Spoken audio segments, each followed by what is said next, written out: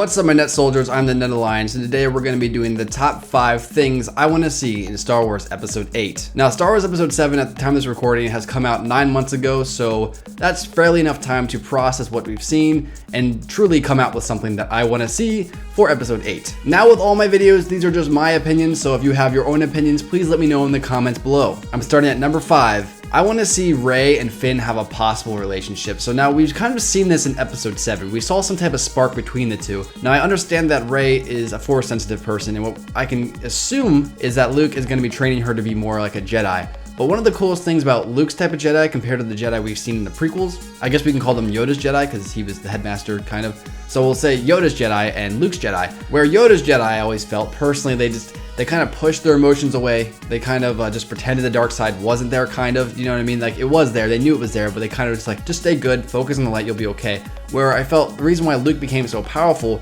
was because instead of just pushing the dark side away, he realized it was there and he controlled it. It's kind of something like that. It wasn't that he let it control him. So I kind of said that in some of my other videos. I honestly think that is true, and that's what I like to see in Episode 8 more. Now I'm kind of diving more towards the actual like Legends type of Luke Skywalker, but Luke Skywalker's Academy, the Jedi Academy that he created after the one that fell in Episode 3, they were taught to control their emotions, like I said. And so they could actually have the relationships compared to the older ones. Now I understand the Jedi we see, they're not supposed to do that type of stuff. They're supposed to have attachments. That type of stuff leads to the dark side, and that's what they were taught to think. But if you can control those emotions and kind of keep them tempered down, you can still have them, but keep them controlled, then you still kind of know how to control them to a point, and it's not like you don't know how to control them at all. So when you do flare up with emotions, like we've seen with Anakin Skywalker, never really knew how to control his emotions, they kind of get out of hand and a lot of people die. So it would actually make sense for Rey and Finn to have a possible romance going on in the future. And I like the idea of them being together. They're cool characters. They're both kind of the new main characters of the story, so why can't they be together? And I understand some people would rather see Rey and Poe together, but if you actually look at like the story and overall, it just makes more sense to me that Finn and Rey are more like reluctant heroes that kind of get thrown together and then eventually a relationship forms out of that. Plus, Rey's supposed to be like 20 and Poe's like 32 or something like that. So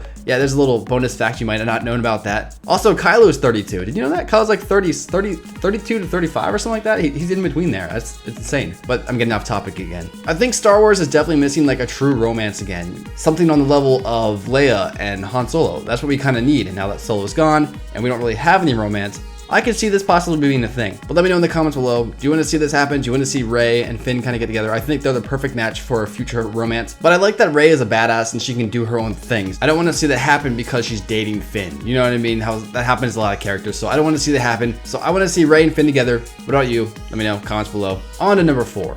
Speaking of Rey, I want to see more history of hers. You know, we haven't really seen anything from her past. The only thing we've ever seen is her flashbacks and the one part where she's like, and she's like yelling at like the spaceship as it's taking off, but someone's there holding her arm. Who is that person?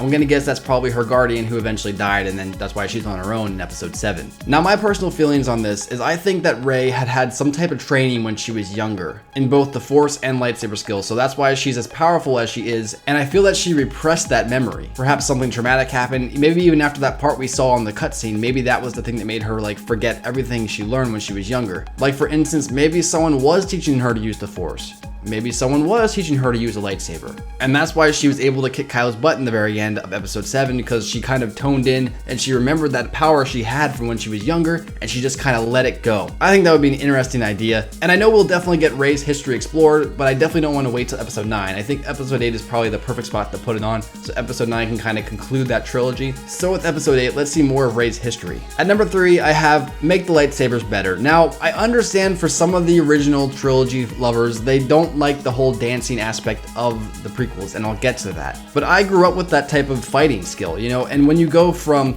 kind of just swinging a sword around like a normal warrior would do, to kind of being so skilled and so powerful with the Force and lightsabers that you're doing a dance in a sense, you can't go back to just swinging a sword back and forth. It just doesn't look as good. Because in my personal opinion, yes, I understand the whole idea with Darth Vader and Luke when they were fighting in the original trilogy. You know, they didn't look like they were super skilled with a lightsaber. They literally looked like two fighters just swinging their swords back and forth at each other, you know, just kind of like a knight would be. There was no elegance to it. Where in the prequels, we were given this elegance to the lightsaber fight. Now, sure, they looked choreographed and super planned, but I always liked the idea of the Jedi and the Sith when they're battling. They're both mentally using their Force abilities as well as physically using their lightsaber. And one of the things the prequels kind of told us about was using a lightsaber and using the Force are two separate things, which didn't really make sense when Rey got the ability to use a lightsaber out of nowhere, because although she's super powerful in the Force and doesn't really know how to use that yet, doesn't mean she knows how to use a lightsaber. And that kind of adds on to the idea that she has repressed memories of when she actually did learn how to use lightsabers, so that would make sense. But I like the prequel stuff because, like I said, it's kind of like when a Jedi and Sith are fighting, they're battling with the Force and the lightsaber at the exact same time, so they're constantly countering, they're constantly going for attacks, they're blocking,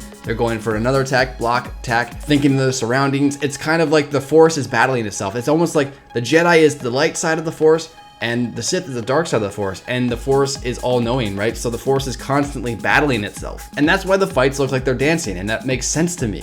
A fight between a Sith and a Jedi should be like a dance, only they're trying to kill each other. And like I said, the arts of saber fighting has an elegance to it. There's a sense of class involved. Now, there are people who've told me the exact same thing. I did grow up with the prequels, I didn't grow up with the originals. The prequels were kind of my movies. So I always went more towards the flashy, shiny stuff. But if you think about the overall story with the Jedi and Sith, it makes sense. So I'm okay with it.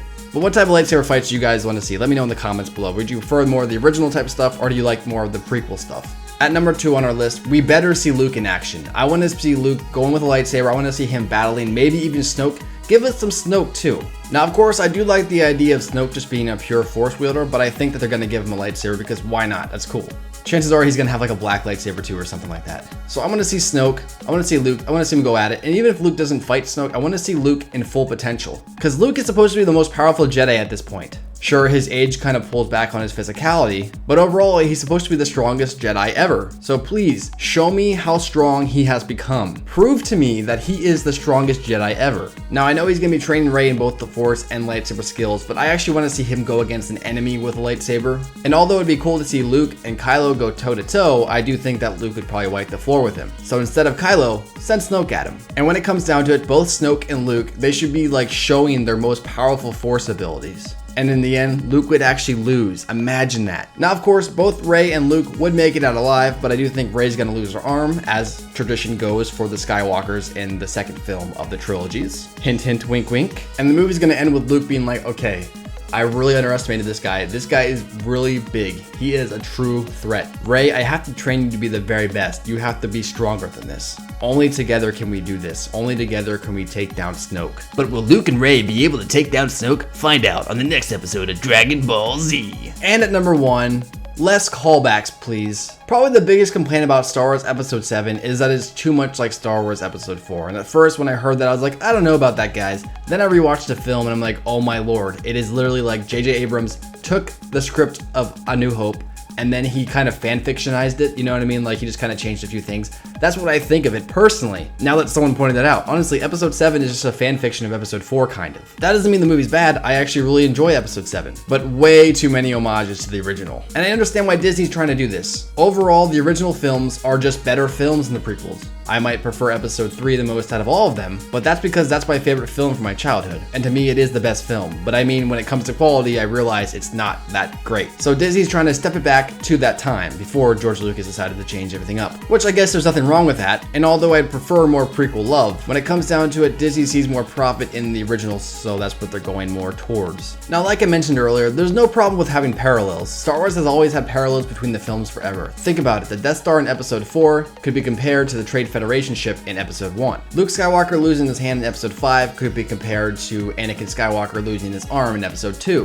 which are both the second film of their respective trilogy. And if Rey is Luke's daughter, and Episode 8 is the second film in its own respective trilogy, you could draw parallels that chances are Rey's gonna lose her arm. Which, that type of stuff is cool, I don't mind that. It gives the Star Wars franchise more of a fantasy element, and I like that. Just for an example, there's a droid, he has some important information, he has to find his master, can't find his master, goes to a desert planet, then ends up finding a reluctant hero. The reluctant hero then teams up with a ragtag group of people. They come across a rebel alliance and they go up against an imperial threat. This imperial threat has a massive space station that can blow up planets. There's kind of a boring lightsaber fight, and then the massive weapon goes boom. Now, before you say anything, which movie did I just describe out of all the Star Wars movies? In your mind, you're thinking, well, you definitely described Star Wars Episode 4, but you definitely described Star Wars Episode 7 too. So which Star Wars movie am I talking about? And that's an example of too many callbacks. That's a reboot. Which would be fine if Star Wars Episode 7 is supposed to be its own universe, but it's supposed to be a continuation of Star Wars Episode 6, or what happens after it. Do you know what I mean? That's not paying homage. That's not running parallels. That is literally copying and pasting a plot. Now you could argue there are plenty of differences, which is true, there are a lot of differences, but a lot of the similarities are way too similar. But of course, that's just my opinion. What is your opinion? Let me know in the comments below what top 5 things you guys want to see in Star Wars Episode 8. Please remember to like and subscribe if you guys enjoy my videos, and until next time guys, I'll see you tomorrow. Peace.